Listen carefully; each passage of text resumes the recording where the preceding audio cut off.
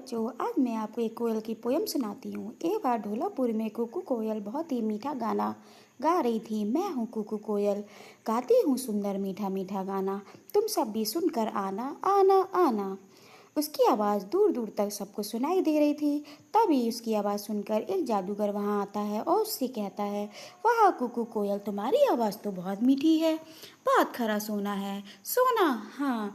तभी जादूगर आबरा का डाबरा बोलता और कुकू कोयल से कहता है, तुम अब से जब भी गाना गाओगी और गाते समय तुम्हारे मुंह से एक भी बूंद पानी के नीचे गिर गई तो वो बूंद सोने में बदल जाएगी। लेकिन तुम्हें एक बात का हमेशा ख्याल रखना होगा कि तुम कभी ऐसे लोगों के सामने गाना नहीं गाओगी जो तुम्हें किसी भी तरीके से नुकसान पहुंचाए। ऐसा बोलने के बाद जादूगर वहां से चला जाता है। इधर कुकू कोयल फिर से गाना गाने लगती है।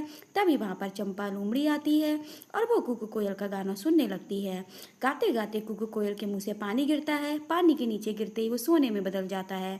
चंपा लोमड़ी अपने सामने सोना देखकर बहुत खुश हो जाती है और झट से सोना उठाती है। फिर वहां से बहुत देर दौड़ लगाते हुए अपने घर पहुंचती है। इधर कुकू कोयल गाना गाती रहती है। तभी वहां पे एक शिकारी आता है। शिकारी पेड़ के नीचे कुकू कोयल का गाना सुनने लगता है। कुकू कोयल गाना गा रही थी कि फिर से उसके मुंह से पानी नीचे गिरता है और मुंह का पानी नीचे पहुंचते ही सोने में बदल जाता है।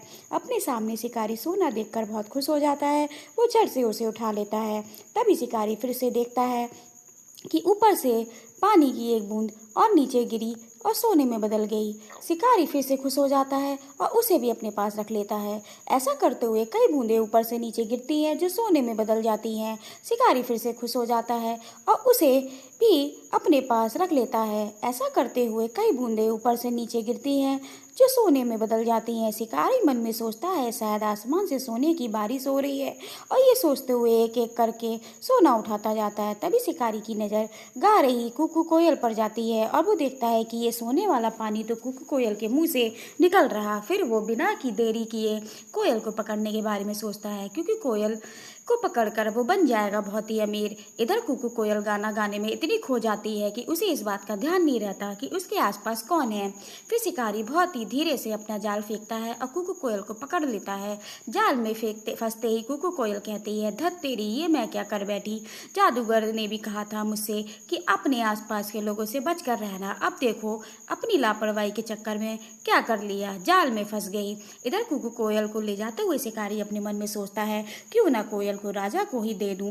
अगर राजा को दे दिया तो राजा इसके बदले मुझे ताजमहल में रहने को देंगे, फिर पूरी जिंदगी आराम से बीतेगी। हाँ, यही सही रहेगा। ऐसे सोचते हुए शिकारी राजा के पास पहुंचता है और सारी बातें उससे बताता है। राजा कोयल को लेने और उसके बदले शिकारी को अपने राज्य में रहने की बात मान जाता है। तभी वहां पर राजा का मंत्री आता है। उससे बोलता है कि महाराज, ये शिकारी झूठ बोल रहा है। आपने कभी सुना या कभी देखा है किसी चिड़िया के मुंह से सोना निकले? भाई, मैंने तो नहीं देखा।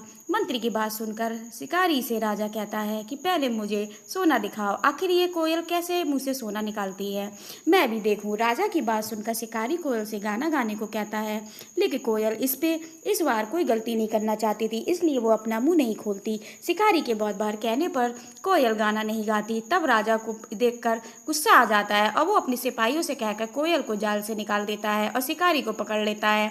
जाल से निकलते ही कोयल गाना शुरू कर देती है, कुकू, मैं हूँ कुकू कोयल, गाती हूँ मीठा मीठा सुंदर गाना, जिससे तुम मेरे पास। और फिर उसके मुंह से पानी नीचे गिरता है जो सोने में बदल जाता है। राजा ये सब दिखता रह जाता है। अपने सिपाहियों से कोयल को पकड़ने के लिए कहता है, लेकिन इस बार कुकू कोयल पहले जैसी गलती नहीं करती है। वहां से उड़ती हुई सीधे अपने ढोलापुर पहुंचती है। और इस कहानी से हमें ये शिक्षा मिलती है कि हमें बड़ों की हमेशा बात माननी चाहिए, हमेशा सतर्क रहना चाहिए। और अगर आपको मेरी पोयम पसंद आई हो तो प्लीज़ मेरे चैनल को सब्सक्राइब करें, मेरी पोयम को लाइक करें और कमेंट करें। धन्यवाद।